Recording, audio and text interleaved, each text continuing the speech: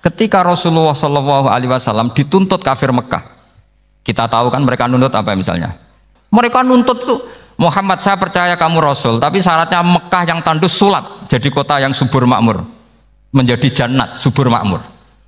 Atau begini saja Muhammad, kalau kamu gelo sama saya mangkel karena kita ada iman, turunkan saja azab, kisafam minas sama, turunkan saja azab.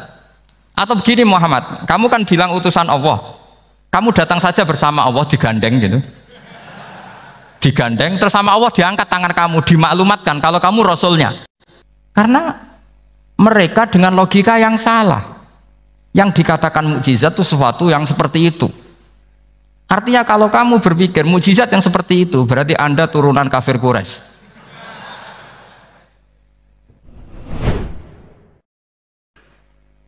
Kulo diminta panitia untuk bikin judul.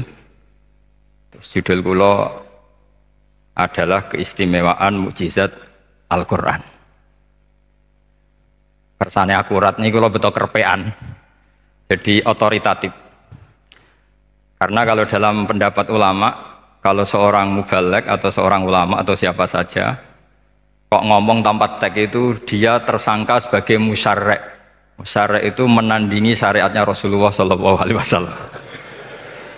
Dengan pikiran-pikirannya, dengan jargon-jargonnya. Jadi itu masalah besar kalau dalam tradisi ulama, karena pikirannya tidak musalsal, tidak ada silsilahnya ila Rasulillah SAW. Makanya saya meskipun banyak orang percaya ngaji di mana-mana itu bawa kitab. Satu ya tadi niat ngerpek tadi supaya saya dulu masih ingat zaman di sarang itu kalau tes itu banyak yang bawa kitab. Ketika ditanya ini namanya ngerpek, enggak Pak, mutolaah itu tanpa batas. Jadi mutolaah itu kapan saja. Yang agak kriminal itu kasus ujian nasional. Itu ada seorang guru SD, ini kisah nyata, ingin membocorkan ujian apa? Nasional. Itu kan jelas kriminal ya. Si guru SD tadi berdalih gini, wong ujiannya mungkar nakir saja dibocorkan, apalagi ini ujian negara. Karena semua kiai itu kan mengajari kita marrobuka waman nabi, itu kan mengecewakan mungkar nakir, artinya kan membocorkan ujian. Singkat cerita kiai tadi itu, guru tadi, kalau nggak percaya tanya Gus Bah. Akhirnya rombongan guru SD tanya ke saya, apa betul Gus ujian boleh dibocorkan? Analoginya kiai-kiai bocorkan ujiannya siapa? Mungkar nakir. Karena saya ya NKRI harga mati, saya bilang tertawa-tawa. Kalau saya jawab nggak kriminal dimarahin polisi. Kalau saya jawab kriminal, analoginya dengan mungkar nakir memang yang membocorkan itu apa? Nggak usah diteruskan, kalau saya bilang boleh nanti jadi kriminal. Dan agama ini adalah analogi itu kias. Sehingga saya di sini insya Allah serius sekali membawa makalah mukjizatnya Quran. Kenapa demikian? Memang saya merasakan dan semua yang hadir di sini pasti merasakan bahwa mukjizatnya Quran itu luar biasa. Sehingga kita satu-satunya umat yang nggak ditunggui Rasul, tapi kualitas iman kita insya Allah menyamai periode-periode sahabatnya Rasulullah SAW. Tapi syaratnya tadi ya, dengan pikiran yang sama, dengan teks yang sama, dengan rasa yang sama, dengan kejiwaan yang sama. Caranya gimana supaya sama? Kita harus terus membaca teks. Teks itu mengingatkan kita. Misalnya begini, yang dikatakan mukjizat itu kan sesuatu dahsyat yang dalam nalar manusia itu nggak mungkin terjadi. Misalnya ontanya Nabi Soleh keluar dari batu besar, itu kan satu peristiwa yang akal manusia tidak sampai. Begitu juga tongkatnya Nabi Musa membelah Laut Merah, yang akal manusia itu tidak sampai. Tapi pikiran itu menurut mazhab kita yang waras ini, saya ulang lagi, kita yang waras itu pikiran kriminal, itu salah. Saya ulang lagi ya, kita semua kan umatnya Rasulullah SAW. Semoga benar-benar umatnya Nabi, bukan Islam yang kumat. Karena orang Islam itu pilihannya ada dua, kalau nggak bersatu semat Islam ya Islam yang kumat. Kumat itu agak gitu, kumat dalam bahasa Jawa. Begini, saya ulang lagi ya. Yang dikatakan mukjizat itu amrun khariqun lil adat, sesuatu yang luar biasa, kemudian dalam tanda kutip yang manusia itu tidak mampu. Sehingga itu dikatakan mukjizat, seperti tongkatnya Nabi Musa dan untanya Nabi Nuh yang keluar dari batu besar. Kalau kalian ingin jadi wali, pikiran seperti itu nggak akan jadi wali. Gagal itu di KPU gagal. Jadi nggak usah sampai MK, di KPU sudah gagal. Kenapa demikian? Pertanyaannya begini. Memangnya sesuatu yang wajar kita lihat keseharian itu dalam kemampuan manusia? Saya ulang lagi. Memangnya sesuatu yang biasa saja, yang normal saja itu dalam kemampuan manusia? Enggak juga kan? Manusia bisa nggak bikin unta? Yang wajar saja, yang lewat indukan, bisa enggak? Enggak kan? Manusia bisa bikin laut enggak? Enggak kan? Jadi kalau mukjizat itu dengan definisi sesuatu yang manusia tidak mampu, memangnya keseharian alam ini manusia mampu? Enggak juga kan? Nah, karena agama Islam dengan logika itu, Rasulullah SAW menolak mukjizat yang seperti itu. Ya, menolak mukjizat yang seperti itu. Makanya saya bilang pikiran pertama tadi itu kriminal, karena itu ditolak oleh Rasulullah SAW. Karena yaitu tadi, kalau itu dituruti, lama-lama kita tidak tahu kedahsyatan ciptaan Allah keseharian. Makanya ketika Rasulullah diminta laula utiya mislama utiya Musa, ya Muhammad itu punya mukjizat kayak tongkat Nabi Musa. Kasolihin Nuh, kasolihi soleh, karena koti soleh, sebagaimana untanya Nabi Soleh. Apa jawabnya Allah? Wa ma min dabatin fil ardi wala ta'iri yatiru bi janahihi illa umamun amsalu. Sebagian dijawab inna fi khalqis samawati wal ardi wa ikhtilafil laili wan nahar, sampai saat terusnya wa tasrifir riyah, saat terusnya la ayatil liqaumi yaqilun. Karena logika yang terbangun begini, dan ini saya ulang lagi, ini syarat utama jadi wali. Ini masih satu poin. Nanti ACC-nya nunggu ketua-ketuanya. Tapi kamu jangan bayangkan wali itu kayak Sunan Kudus tunda. Jadi kalau kamu jadi wali itu maknanya kullu mukminin waliyullah, itu diikhyakan banyak. Setiap mukmin itu walinya. Tapi maknanya gini, waliyullahi wong sing bisa akeni Allah. Itu jadi gak usah dimanani kekasih Allah. Ya. Jadi karena dalam bahasa Arab itu waliyul yatim adalah orang yang kasihan sama anak yatim, sehingga diurus segala keperluannya. Perempuan yang perawan punya bapak namanya apa? Wali. Artinya si bapak sayang sama putrinya, disebut apa? Wali. Jadi nanti kalau kamu jadi wali dengan makna yang tadi, kullu mukminin waliyullah, setiap mukmin adalah orang yang dikasihani Allah. Dan insya Allah semua kita masuk, paham ya? Ya, enggak wali songo itu baru maknanya waliullah sing disayang Allah. Kayaknya kita belum daftar yang ke situ, nanti itu ada urutannya. Saya ulang lagi. Kalau kita mengakui kudrohnya Allah nunggu mukjizat, yaitu nunggu tongkatnya Nabi Musa membelah Laut Merah, nunggu ada unta keluar dari batu, maka itu kecelakaan besar dalam tauhid, kecelakaan besar dalam kesaksian kudratullah. Kenapa? Karena alam yang kita lihat keseharian juga tidak dalam kemampuan kita.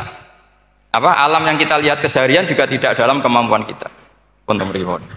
Misalnya begini, kalau kamu melihat nyamuk, itu pertama Quran turun tentang nyamuk, itu orang munafik komentar, wah Tuhannya Muhammad kurangan stok, sampai contoh saja hanya seekor nyamuk. Tapi apa kata Allah? Inna Allaha la yastahi ayyadriba masalam ma ba'udatan fama fawqa. Nyamuk itu bukan sekedar kecilnya. Tidak usah kamu bikin nyamuk yang ada nyawanya, itu terlalu sulit. Sampean semua tak suruh bikin patungnya nyamuk. Gampang mana bikin patung nyamuk sama gajah? Tidak usah dikasih nyawa. Terus cari tatahnya itu dari mana, orang Jepara pun tidak akan bisa. Belum nanti bentuk alat kelaminnya, belum nanti uratnya alat kelamin, belum nanti punya jantung, jantung punya urat, jantungnya nyamuk juga punya kuman, kumannya juga punya organ tubuh, organ tubuhnya punya urat. Apa itu tidak lebih dahsyat ketimbang tontonan mukjizat yang diperagakan para nabi-nabi sebelum Rasulullah Shallallahu Alaihi Wasallam? Maka sebetulnya ketika Quran saya katakan mukjizat ila yaumil qiyamah adalah pertunjukan Allah bikin nyamuk. Inna Allaha la yastahi ayyadriba mathalam ma ba'ud. Itu bagi orang alim percontohan nyamuk itu lebih dahsyat ketimbang percontohan mukjizat Nabi Musa membelah Laut Merah. Juga lebih dahsyat ketimbang pertunjukan Nabi Soleh ketika mengeluarkan unta dari apa? Batu. Dong, jelas nih. Maka umat Rasulullah, terutama ulamanya harus ngomong seperti ini terus. Dengan cerita seperti ini maka Quran jauh lebih dahsyat. Makanya mukjizatnya Quran tanpa batas. Jelas ya? Makanya kita harus bertobat secara masif, mengatakan kedahsyatan adalah nunggu sesuatu yang khariqun lil adat. Bahwa yang kita lihat keseharian adalah semua di luar kemampuan kita. Nah kita ini kan keliru, yaitu tadi, wah onta keluar dari apa? Batu. Laut merah terbelah, ini dahsyat, manusia tidak akan mampu. Memangnya manusia pernah mampu bikin laut? Memangnya manusia pernah mampu bikin nyamuk? Memangnya manusia pernah mampu bikin telur ayam? Karena keseharian seakan-akan ini tidak ayatnya Allah Ta'ala. Itu kebodohan. Makanya tidak mungkin jadi wali. Yang jenis seperti ini ya gak jadi wali. Sama tenang saja, nanti saya paling nggak sampai 1 jam karena saya tidak biasa ngaji umum. Saya mau itu karena hormati mbah saya, karena buyut saya itu orang Damaran, namanya Mbah Hafsah. Hafsah binti Maksum bin Soleh bin Asnawi Sepuh. Jadi saya ini ya turunan asli orang Kudus. Jadi saya datang tidak dalam rangka hormat jenengan, hormat mbah saya sendiri sebetulnya. Jadi jenengan tidak punya hak adami sama saya, karena saya datang tuh hormat mbah saya. Tapi saya ingin melatih iman yang benar. Saya ulang lagi, saya ingin melatih iman yang benar karena ini penting. Sehingga Allah cara menjelaskan iman itu aja inna fi khalqis samawati wal ardi. Kamu lihat saja langit dan bumi. Seterusnya sampai waqtil laili wan nahar, sampai wal fulkil lati tajri fil bahri, terus sampai wa tasrifir riyah. Ini semua tontonan yang kita lihat semuanya di luar kemampuan kita. Itu tadi contoh paling gampang, nyamuk kayak apa? Apapun profesornya seseorang, apa bisa bikin nyamuk? Tidak usah yang bernyawa, patungnya saja. Coba nyamuk itu punya organ tubuh enggak? Punya. Organnya ada kumannya enggak? Ada. Alat kelaminnya ada bolongannya enggak kira-kira? Ada. Kayak apa sulitnya? Jadi andaikan saya ke umatnya Nabi Musa terus bengkai lah sama Nabi Musa, ini gue, Nabi Musa keren, punya tongkat. Saya akan bilang Rasulullah lebih keren karena punya Quran. Anda di sini makna kenapa mukjizatnya Quran dikatakan afdolul mukjizat, mukjizat paling keren, paling hebat. Karena menjadikan manusia punya nalar yang lebih objektif. Artinya lebih objektif, kenapa kita hanya kagum dengan sesuatu yang dahsyat? Dengan alasan kita tidak mampu. Memangnya dengan hal-hal yang keseharian kita mampu? Tidak juga kan? Jelas ya? Mohon bener nih ya? Mohon bener di mana nih? Mohon gini malam selai didandani bareng-bareng. Mohon bener ya? Sehingga iman di era Rasulullah SAW itu gak lagi butuh sesuatu yang khariqun lil. Kedua pertimbangannya Rasulullah Muhammad SAW, mukjizat yang khariqun lil adat itu resikonya lebih tinggi untuk tidak abadi. Nanti saya bacakan takbirnya. Misalnya tongkatnya Nabi Musa itu hanya disaksikan oleh orang yang di era itu pun yang kebetulan menyaksikan. Saya ulang lagi ya, resiko mukjizat mahsusah istilahnya, mukjizat yang bisa dilihat dengan indera, itu resikonya hanya dilihat orang yang di saat itu menyaksikan. Gimana? Ini prosedur agak gaul nih. Nggak peci, betul. Terus gimana? Oke. Saya teruskan lagi ya. Ini mau normal nih. Buatan kebanteran nih. Buatan kebanteran nih. Saya ulang lagi ya. Jadi yang dikatakan mukjizat itu seringnya kan dikasih definisi satu pertunjukan yang di luar kemampuan manusia. Sehingga tongkat Nabi Musa membelah laut merah disebut apa? Mukjizat. Ontanya Nabi Soleh keluar dari batu disebut apa? Terus lucunya disebut alasannya karena manusia tidak mampu. Memangnya manusia mampu bikin onta normal yang lewat indukan? Mampu enggak? Enggak. Artinya umatnya Rasulullah lebih sering melihat kekuatan Allah Subhanahu wa ta'ala kulla waqtin wa hinin, setiap saat, karena cara berpikir sudah dibenahi Al-Quranul Karim. Paham ya? Maka untuk jadi wali umatnya Nabi itu lebih mungkin karena melihat kedahsyatan Allah setiap saat. Tidak usah nunggu sesuatu yang super kayak apa? Kan filakil bahri, sebagaimana laut terbelah oleh tongkatnya Nabi siapa? Musa. Terus ketiga, kalau logika mukjizat gini itu terus menerus, seperti yang dialami Nabi Musa, resikonya adalah umat selalu menuntut hal yang aneh-aneh dan melupakan hal yang pokok. Itu lebih bahaya lagi. Misalnya begini contoh gampang. Kita ini hidup di bumi setelah sampean belajar ilmu falak atau astronomi atau belajar geologi. Planet yang sebesar ini apa? Semuanya itu sudah maha dahsyat. Gara-gara kita berpikir butuh kejadian yang aneh. Ya gara-gara ingin kejadian yang aneh. Mungkin lama-lama Anda ingin cari model hewan yang kepalanya itu di pantat. Baru percaya kudrahnya Allah. Lama-lama kamu jadi dukun. Seneng ular yang berkepala manusia, itu baru dasar. Nanti menjadi klinik. Makanya kritiknya ulama, mukjizat itu tidak perlu dituruti. Karena kalau dituruti itu bahaya bagi kelangsungan kenormalan kita. Makanya kata Abdul Hamid Khan, termasuk kitab yang saya kagumi, kata beliau begini, yang menjadikan orang kafir adalah dia nganggep kudrahnya Allah Ta'ala itu bergantung sesuatu yang dahsyat.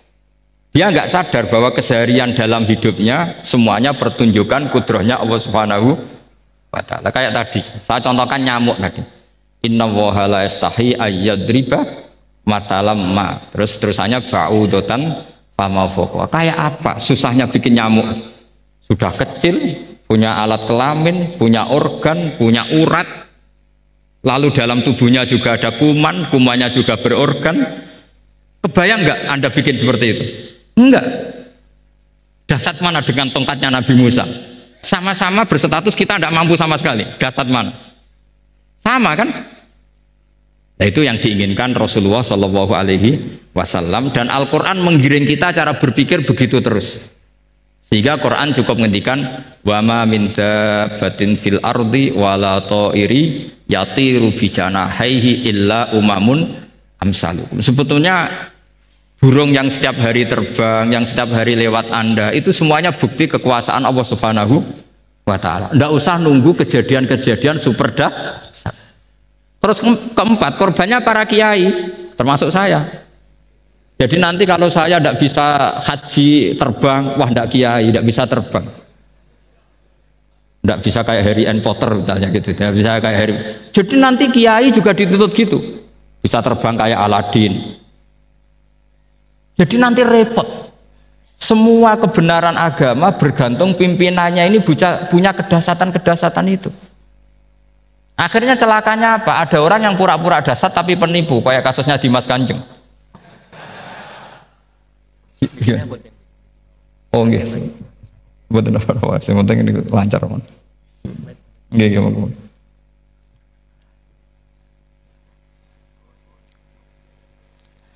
Jadi makanya nanti itu saya akan memberi penjelasan tentang apa? Mukjizatnya Al-Qur'an, kenapa disebut mukjizat paling apa dahsyat. Ini saya bacakan tag pokoknya ya supaya sampean tahu. Ini tabaruk sama Imam Bukhari ya. Redaksi yang diriwayatkan Imam Bukhari, qala Nabi sallallahu alaihi wasallam, ini ikut kitab Fadhailil Quran, ma minal anbiya'i nabiyyun illa u'tiya minal ayat ma misluhu amana alaihil bashar wa inna ma kana alladhi utituhu wahyan awhahu wa ilayya fa arju an akuna aktsarahum tabi'an yaumal qiyamah. Jadi semua nabi punya mukjizat, yang lewat mukjizat itu orang dipaksa iman. Karena dahsyat tadi, saking dahsyatnya terus cocok tidak cocok itu percaya. Tapi kata Rasulullah, mukjizat saya itu berupa wahyu, yaitu Al-Quran, dan saya berharap dengan mukjizat itu saya adalah nabi paling banyak pengaruhnya yaumal qiyamah. Maknanya paling banyak orang yang iman. Terus di sini dikomentari oleh syarehnya ya, oleh penyarahnya yaitu Ibnu Hajar Al-Asqalani. Ya saya baca Arabnya saja. Sama harus pura-pura paham jadi keren. Jangan minta saya terjemah, nanti harus pura-pura paham. Bagus kok, mantas sababi komen bahwa minhum. Jadi bergaya orang kaya ya dikira apa? Kaya. Bergaya ulama ya dikira apa? Ulama. Nanti bergaya wali juga dikira wali. Saya baca ya, ini luar biasa menurut saya. Al makna annal mu'jizati al madiyata kanat khisyatan tusyahadu bil absor kana qoti soleh wa asa Musa wa mu'jizatul Qur'ani tusyahadu bil basirah. Jadi kayak tadi, kedahsyatan tongkat Musa itu karena apa? Laut kok bisa dibelah sebuah tongkat, itu aneh. Kalau maknanya aneh adalah di luar kemampuan manusia, nyamuk lebih aneh. Kayak apa susahnya bikin organ apa? Nyamuk yang sekecil itu. Artinya bedanya apa? Tongkatnya Nabi Musa dengan pertunjukan nyamuk yang sama-sama mengarah satu titik, yaitu mengakui absolutisme kudrahnya Allah Subhanahu. Sama ndak? Sama. Sehingga umatnya Rasulullah tidak perlu ditunggoni mukjizat simsalabim. Cukup penalaran akal. Ini namanya basirah apa? Basirah. Ya jelas ya. Mohon sampean ra usah kepen roh tongkatnya Nabi Musa toh. Cekap melihat apa? Nyamuk. Ya sudah bagus, sudah maju, sudah keren. Ya jelas ya. Li'annal ladzi yushahadu bi ainir ra'si yang qaridu binqiradi musyahidihi walladzi yushahadu bi ainil aqli baqin yushahiduhu kullu man jaa ba'dal awwali mustamirron. Sesuatu yang dipertontonkan lewat sesuatu yang fisik kayak tongkat Nabi Musa, itu yang percaya langsung tentu yang melihat. Setelah itu ada yang percaya, ada yang enggak. Bisa saja itu hoax, bisa saja macam-macam. Tentu yang enggak percaya tentu salah, ya kita sepakat. Tapi tetap saja yang enggak menyaksikan itu bisa saja enggak percaya. Paham ya? Tapi logika kedahsyatan nyamuk, siapapun yang punya nalar percaya. Artinya giringan Al-Quran untuk melihat mukjizat itu kedahsyatan Allah bikin nyamuk itu abadi ila yaumil kiamah, dan siapapun yang waras akan ikrar dan tetap menyaksikan karena insya Allah ada nyamuk terus ila yaumil kiamah. Itu kan teman tidur kita, paham? Makanya kamu kompromi dengan nyamuk, sekali-kali jangan dicablek, ini ayatnya Allah. Ya bila perlu dicium, dielus-elus gitu. Karena saya yakin yang hadir di sini andekan melihat tongkatnya Nabi Musa kira-kira dilus-lus enggak? Kira-kira? Andekan loh, kamu punya kesempatan melihat tongkatnya Nabi Musa, gimana? Dilus-lus, dikai mori, dikai kembang 7 taman, ya gitu. Tapi kenapa nyamuk enggak kamu begitukan? Toh sama-sama ini ayatnya Allah yang luar biasa. Makanya ini ngaji di sini saya ulang lagi, sama ndak perlu merasa punya hak adami sama saya, karena saya memang buyut saya kandung itu orang Damaran, namanya Mbah Hafsah. Hafsah itu binti Maksum bin Soleh bin Asnawi Sepuh. Jadi saya ini termasuk turunan beliau yang keluar dari Kudus di Rembang. Karena mbah saya kandung itu sepupunya Mbah Sahal, ya sama Mbah Sahal, ibunya Badiah. Badiah ya putrinya Mbah Hafsah ini. Kalau ibu saya namanya Sofiyah, ya putrinya Mbah Hafsah ini. Jadi kenapa saya cerita ini, ya memang Quran sudah terang-terangan ngendikan dzurriyatam ba'duha apa mimba. Jadi kekuatan dzurriyah itu luar biasa. Jadi kita menjaga harkat dan martabat para leluhur supaya ilmu ini terjaga. Jangan marisi gayane tok, bae alim terus putune pedita-pediti gak alim, terus gak keren, menurut saya itu malu gitu. Jadi marisi itu ya kalau putunya orang alim ya alimnya, jangan marisi mulyane. Nggak orang alim terus mulia tok gelem dicucup, itu gak keren menurut saya. Niru alimnya dulu baru sama-sama dicucup, itu baru betul, Pak. Jadi ada aturannya. Saya teruskan. Sehingga Quran kalau menggiring mukjizat, ketika Rasulullah SAW dituntut kafir Mekah, kita tahu kan mereka nuntut apa misalnya? Lan nu'mina laka hatta tafjura lana minal ardi napa yam bu'a au takuna laka jannatum min nakhili wa inabin fatufajjiral anhara khilalaha napa tafsira au tusqitas samaa kama za'amta alaina kisafan au ta'tiya billahi wal malaikati qabila au yakuna laka baitum min zuhrufin au tarqa sama. Masih mereka bilang gini, walan nu'mina liruqiyika hatta tunazzila alaina kitaban naqra'u. Mereka nuntut tuh, Muhammad saya percaya kamu Rasul, tapi syaratnya Mekah yang tandus sulap jadi kota yang subur makmur, menjadi jannat subur makmur.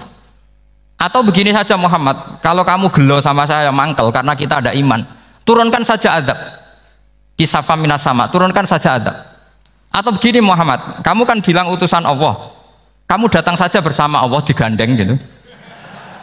Digandeng terus sama Allah diangkat tangan kamu, dimaklumatkan kalau kamu rasulnya. Au ta'tiya billahi wal malaikati qabila. Karena mereka dengan logika yang salah. Yang dikatakan mukjizat itu sesuatu yang seperti itu. Artinya kalau kamu berpikir mukjizat yang seperti itu, berarti Anda turunan kafir Quraisy. Anda turunan apa? Kafir Quraisy. Maka nggak boleh berpikir mukjizat seperti itu. Nyatanya Allah cukup menjawab dengan ayat wa ma min dabatin fil ardi wala ta'iri yatiru bi janahihi illa umamun amsalukum. Dijawab lagi inna fi khalqis samawati wal ardi waqtilafil laili wan nahar wal fulkil lati tajri fil bahr saat terusé la ayatil liqaumi yakin. Semudah itu kita iman kedahsyatan kudrahnya Allah. Cukup melihat kerbau. Kok bisa ya jaga populasinya? Padahal tidak pernah dia seminar cara jaga populasi. Nyatanya tetap terjaga. Tanpa lamaran ya bisa jaga keturunannya. Tanpa sesar ya anaknya lancar. Tanpa sesar kan? Artinya mereka bisa. Karena di sini ada kudratullah. Ada apa? Ada kudratullah. Nah, kalau iman seperti itu, Anda baru betul. Yaitu yang disebut Allah, ya tanazzalul amru bainahunna li ta'lamu annallaha ala kulli syai'in qadir wa annallaha qad ahata bi kulli syai'in ilma. Semua urusan di alam raya ini hanya Allah ingin mempertontonkan bahwa saya kuasa. Jadi tidak perlu nunggu yang aneh-aneh. Sehingga andaikan saya ketemu Nabi Musa dan ketemu Rasulullah Muhammad SAW, pasti saya milih Nabi Muhammad sebagai ketua. Karena Nabi Muhammad yang bikin sarana iman dengan sarana yang seluas-luasnya, dan sarana ini tidak habis dan ada di mana saja, yaitu sarana ikrar bahwa Allah kudroh dan kudrohnya tanpa batas. Nabi bikin sarana apa saja, melihat langit, bumi, lautan, nyamuk, hewan, semuanya sarana untuk ikrar kudrohnya Allah Subhanahu wa ta'ala. Sementara Nabi Musa mempertontonkan hanya nunggu mukjizat sing khariqun lil adat. Paham ya? Makanya wajar kalau Nabi bergelar afdolul anbiya sayyidul awalin wal akhir, karena memang lebih efektif cara menggiring supaya orang iman. Sekarang sudah tahu kenapa Nabi jadi sayyidul awalin wal akhir? Sudah ya? Mungkin kemarin-kemarin tahu tapi gak tahu logikanya. Pokok iman selewat ke musola ngaji iman, itu iman yang kurang betul itu, karena tanpa nadzor. Itu namanya taklid yang statusnya mukhtalaf alaih, masih disidangkan di MK. Paham ya? Iman jadi iman taklid itu iman yang masih disidangkan oleh para ulama. Ada hakim yang bilang sah, ada hakim bilang tidak sah. Tanya anak-anak Qudsiyah, imanul muqallid itu mukhtalaf alaih apa mujma' alaih? Mukhtalaf alaih. Kalau imanu ahli nazar mujma' alaih. Insyaallah barokahnya ngaji ini semuanya min ahli nazar, apa? Min ahlin, jangan amin sudah jadi, ini sudah jadi ini. Kalau amin kan masih berdoa, bisa makbul bisa nggak boleh iman kok. Ayo iman kepada Allah dan Rasul, amin, nggak boleh. Sesuatu yang pasti nggak boleh diamini, itu kan jadi kacau nanti. Harus bilang apa? Sami'na wa ta'na. Nanti lama-lama kamu disuruh Allah, ayo sholat, amin. Nggak boleh. Jadi amin tuh ada itu, ada aturannya. Tapi bukan berarti saya nyalahkan jenengan, enggak. Ya memang salah gitu. Jadi kan, ya kalau saya memang statusnya salah. Ya saya ulang lagi ya. Berarti Rasulullah adalah Rasul yang sukses membuat sarana orang kembali ke Allah, mengakui kudrohnya Allah dengan sarana apa saja. Melihat rumput, melihat hewan, dan hewan itu ya apa saja. Gabah itu apa saja. Hewan yang melata di bumi apa saja, semua bukti kudrohnya Allah. Bahkan Rasulullah sukses membiarkan umatnya nggak ditunggui beliau tetap iman. Mergo ditunggui konsep sing super, gini kok Al-Quranul Karim. Jelas ya? Tapi caranya memahami ya seperti yang saya terangkan ini. Ya saya baca lagi ya, yang jadi annal mu'jizati pakai jama' mu'annas salim, annal mu'jizati al-madiyata, mukjizat-mukjizat yang sudah kelewat itu kanat khisiatan, bersifat fisik, tusyahadu bil absor, hanya bisa dilihat dengan mata kepala, karena qoti soleh wa aso Musa, Wa mu'jizatul Qur'ani tusyahadu bil basirah. Sementara mukjizatnya Quran disaksikan dengan mata hati, dan setiap orang punya mata hati. Fayakunu man yattabi'uhu li ajliha aksar. Li anna alladhi yushahadu bi ainir ra'si yang qaridu bingkiradi musyahidihi. Walladhi yushahadu bi ainil aqli baqin yushahiduhu kullu man ja'a ba'dal awal mustamirron. Sesuatu yang dilihat dengan mata kepala, setelah para saksi ini meninggal, maka setelahnya mencari-cari, bisa percaya bisa enggak. Tapi mukjizat yang disaksikan mata hati, siapapun percaya dan sampai ila yaumil kiamat. Dan tentu Quran lebih unggul dalam hal ini. Dan insya Allah kita semua adalah ahli Quran. Yaitu harus punya kesimpulan falamma tabayyana lahu qala a'lamu annallaha ala kulli syai'in qadir. Sebagian ayat walita alamu annallaha ala kulli syai'in qadir wa annallaha qad ahata bi kulli syai'in ilma. Itu kenapa mukjizat Al-Qur'an dasar. Itu yang gampang-gampang ya, melihat nyamuk, unta, kerbau itu yang gampang. Anda tak naikkan kelas sedikit menjadi agak ilmiah. Misalnya begini, kamu ahli falak. Misalnya kamu ahli falak. Misalnya kayak Batu Rehan ya.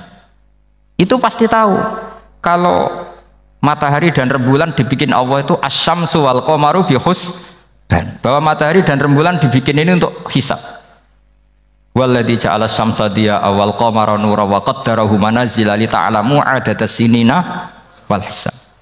Sehingga ketika ternyata betul samsiyah bisa dihitung menjadi tahun samsiyah, yang oleh bahasa milenial disebut Masihiyah. Sayyidina Umar agak tersinggung. Sebetulnya yang namanya hisab itu tidak ada hubungannya dengan Masehi dan Hijriyah, itu nggak ada. Semua berdasar matahari atau apa? Rembulan. Lah sialnya yang samsiyah ini oleh bahasa internasional disebut apa? Masehiyah. Makanya Sayyidina Umar marah terus bilang ya sudah kalau gitu Qamariyah bikin apa? Hijriyah. Jadi itu sebenarnya nama politik. Sebetulnya kalau objektif yang jadi ukuran ya samsiyah sama Qamariyah. Berhubung ini sudah diambil tetangga partai sebelah, akhirnya ya kira-kira gitu loh. Jadi kira-kira seperti itu. Akhirnya kita namanya apa? Hijriyah. Apa samsiyah sama apa? Hijriyah. Sebetulnya yang asli ya samsiyah, Qamariyah. Tapi nggak apa-apa lah. Dunia itu mesti ada politiknya. Lah yang repot orang-orang fanatik hukum pakai bahasa nasional itu repot. Jadi misalnya kematian Yesus Kristus itu mesti Batu Rehan kan nggak percaya, akhirnya ditambahi kematian Sibeh. Karena kalau bilang iya kan percaya, makanya ditambahi apa? Sibeh. Karena menurut orang Islam berkeyakinan Nabi Isa itu nggak terbunuh, maka ditambahi apa? Sibeh. Saya dulu pernah usul, karena beliau itu kalau manggil bahasa itu bude, jadi saya pernah sowan usul. Mbak ditulis gini saja, Mbak. Kematian Yesus dalam kurung katanya.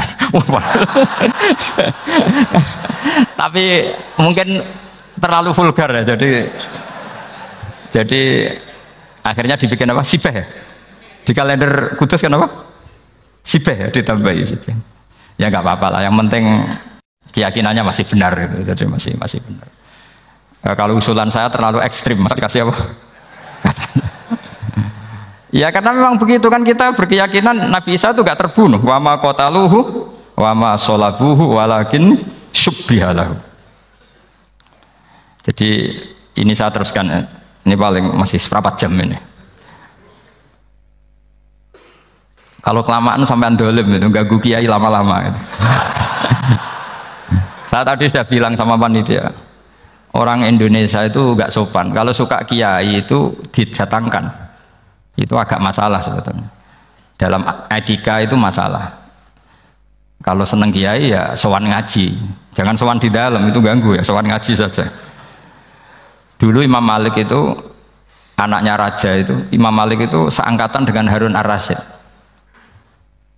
Makanya jangan berharap kalau saya gampang diundang. Bukan karena saya sombong, memang etikanya seperti itu. Jadi Imam Malik diminta datang ke istana untuk ngajar anak-anaknya Harun apa? Ar-Rasyid. Masyhur Imam Malik tersinggung terus kata bilang, al ilmu yu'ta la ya'ti. Ilmu itu disowani bukan sowan. Akhirnya Harun Ar-Rasyid minta anak-anaknya datang ngaji ke Imam Malik. Itu anak presiden. Imam Malik berani, al ilmu yu'ta la ya'ti. Tapi kalian beruntung karena saya hormat sama mbah-mbah saya di sini. Wong makom buyut saya itu ya berarti apa ya? Selatannya makamnya Sayyid Ja'far Shadiq itu di situ kan ada makamnya Mbah Soleh, Mbah Maksum, itu mbah saya. Nah, makanya dulu saya ngaji di sini lama di Damaran itu.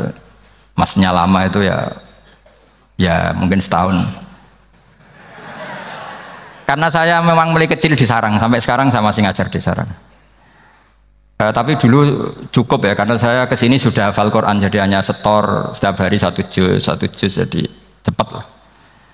Saya tidak punya masalah ingatan, alhamdulillah, jadi cepat hafal. Saya terangkan lagi ya, ini penting ya, masalah mukjizatnya Quran. Selama ini orang tuh mau bilang kok mukjizatnya Quran itu dahsyat, tapi nggak bisa menerangkan. Itu masalah. Makanya kita harus bisa menerangkan mukjizatnya Al-Quran dahsyat itu apanya. Yaitu tadi, tongkatnya Nabi Musa hanya disaksikan oleh orang yang di era itu. Toh tujuannya mukjizat adalah diakui kemudian orang menjadi iman. Lalu Rasulullah SAW beliau sudah intaqala ila rafiqil a'la. Tapi konsepnya Quran menjadikan orang yang nggak ditunggui beliau tetap iman ila yaumil kiamah. Itu yang maksud fa'arju an akuna aktsarahum tabi'an yaumal kiamah. Mukjizat saya itu cukup Quran kata Nabi, dan dengan mukjizat itu orang akan iman ila yaumil kiamah. Caranya seperti ini. Karena tadi sedahsyat-dahsyatnya mukjizat tujuan utama orang terdikte supaya ikrar ngakui kudrohnya Allah. Lah ngono kok ngenteni tongkat sakti lah opo, cukup deloknya mau. Paham nggih? Jelas ya? Alhamdulillah mau naik kelas ini sudah benar ini sudah benar. Terus kedua begini, kedahsyatan Quran lagi. Quran itu bisa merunut, mentartibkan logika. Bahkan logika ini logika yang universal. Siapa saja merasakan logika itu. Misalnya begini.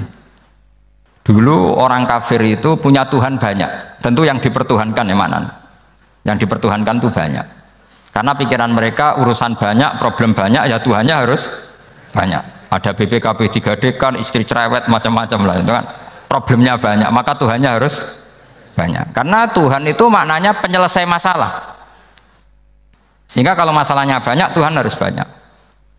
Ketika Rasulullah membawa konsep satu Tuhan, mereka janggal.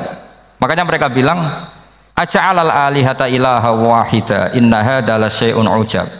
Masa Tuhan satu? Ini aneh, nggak bisa. Tuhan harus banyak, karena masalah kita banyak. Itu terpatri, di otak mereka terpatri. Lalu Nabi dengan santai diajari Allah menerangkan. Andaikan kalian punya majikan banyak dan perintahnya beda-beda, kamu suka enggak? Ya enggak suka, mat, enggak enak. Punya majikan banyak itu udah enak. Milih mana majikan banyak sama satu? Satu aja, mat. Tuhan kamu adalah majikan kamu. Kalau banyak kamu bingung. Ya mat, satu aja mat. Itu segampang itu. Jadi menggiring, Tuhan itu kan bos kita, tuan kita.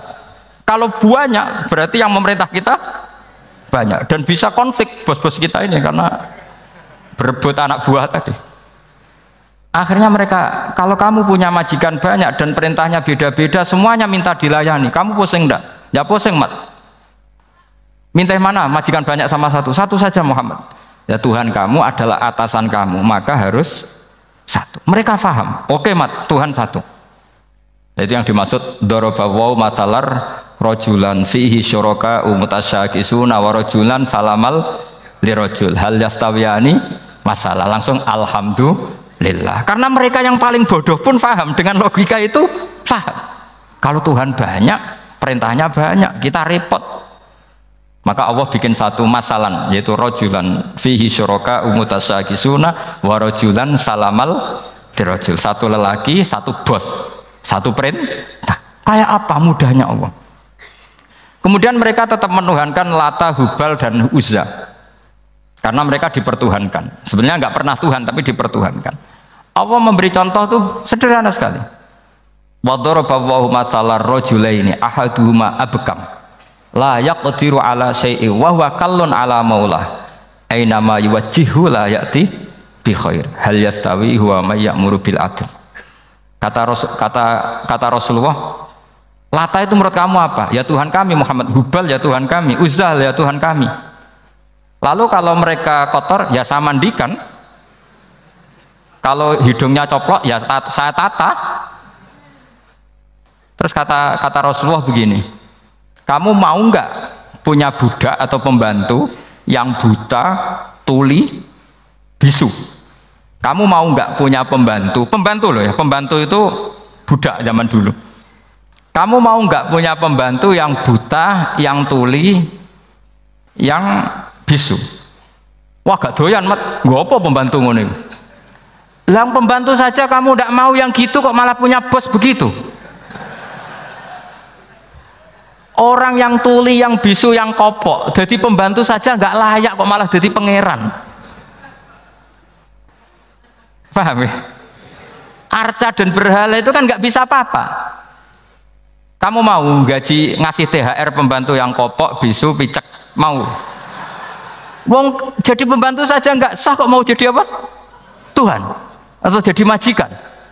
Jadi Allah bikin contoh gampang sekali. Wa daraba mathalar rajulain ahaduma abkam la yaqdiru ala syai'in, nggak bisa apa saja.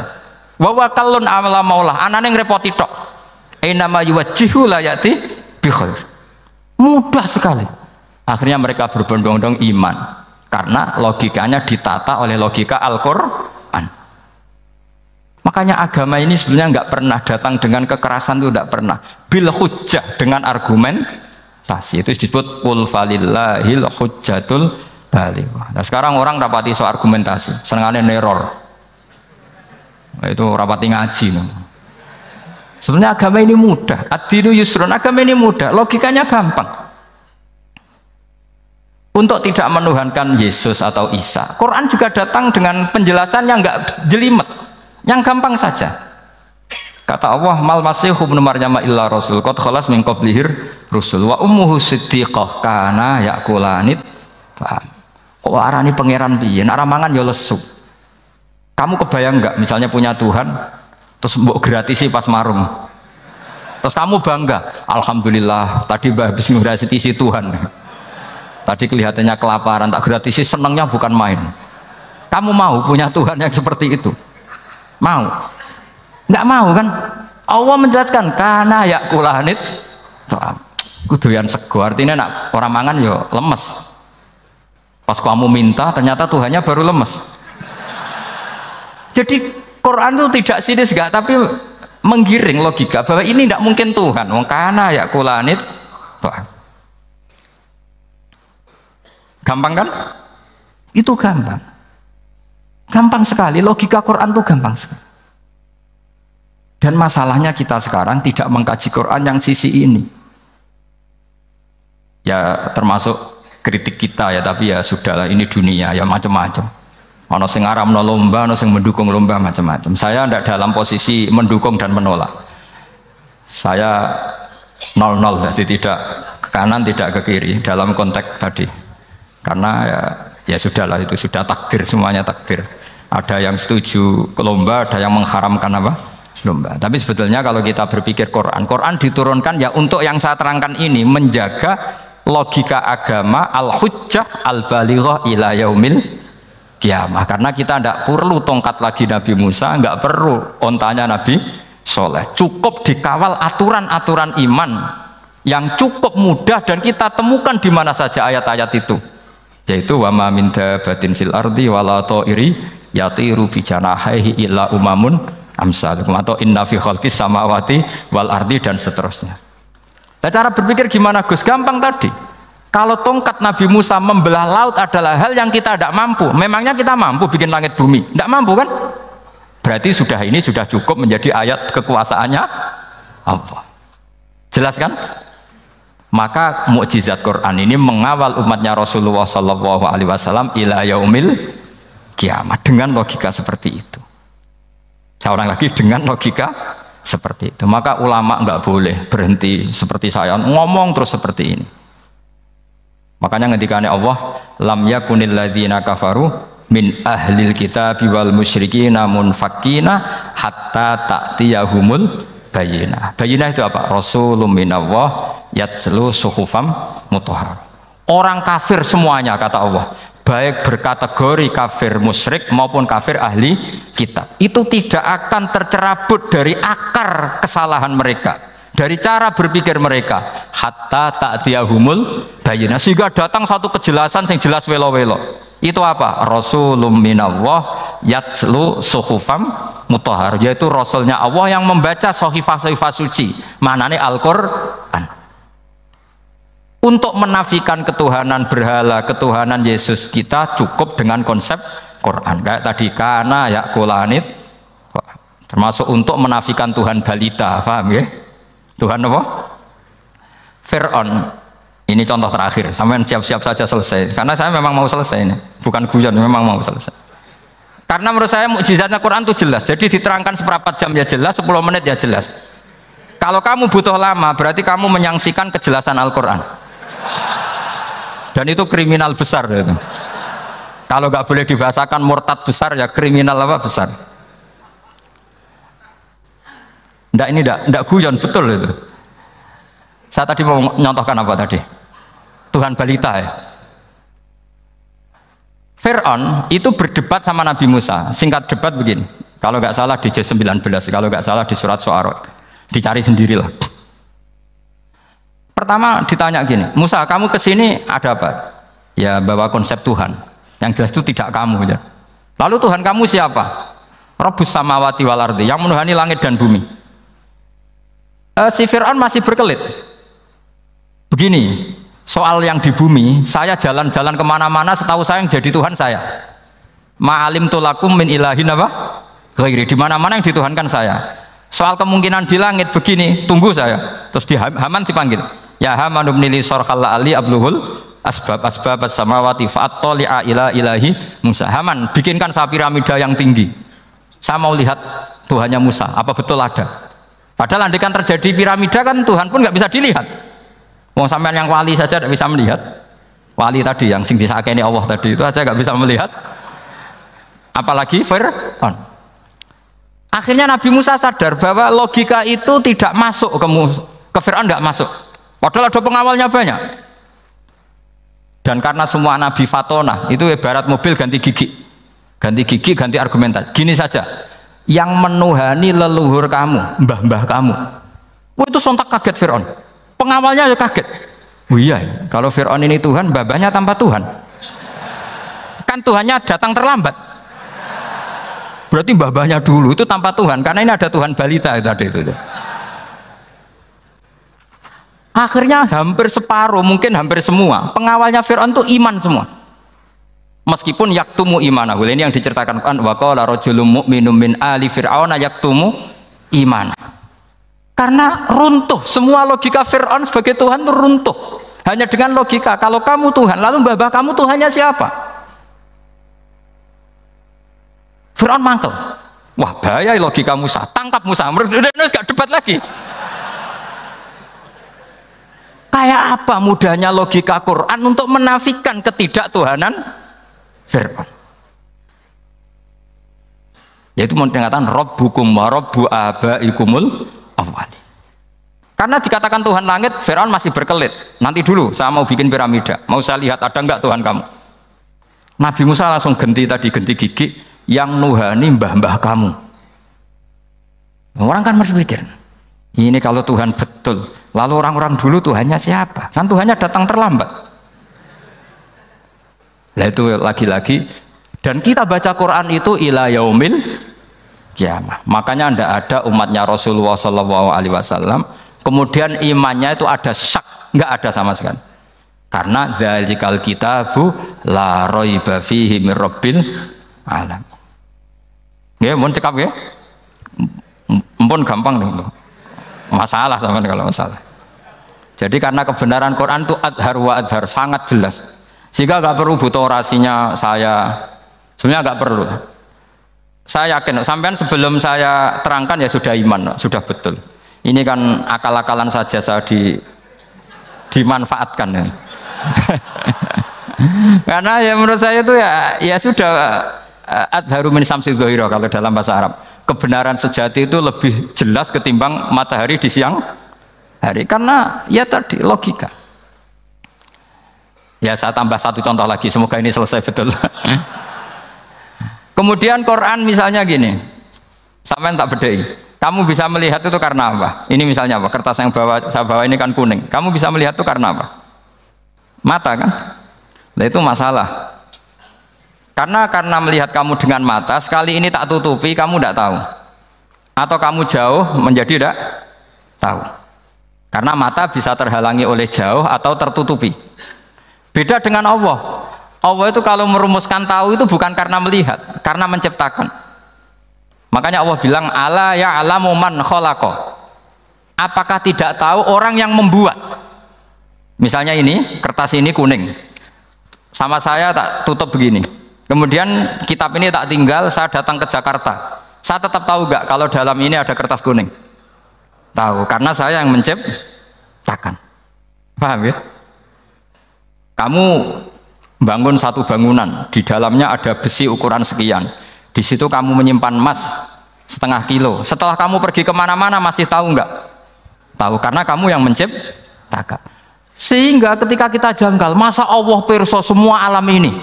Logikanya gampang, masa yang bikin tidak tahu. Makanya Allah bilang ala ya'lamu man khalaqa. Paham ya? Jadi gampang sekali. Mukjizatnya Quran tuh gampang sekali.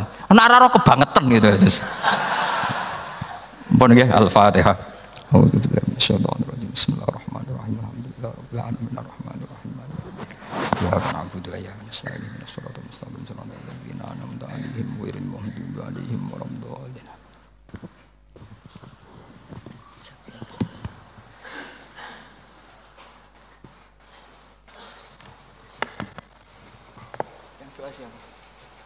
Gak usah doa.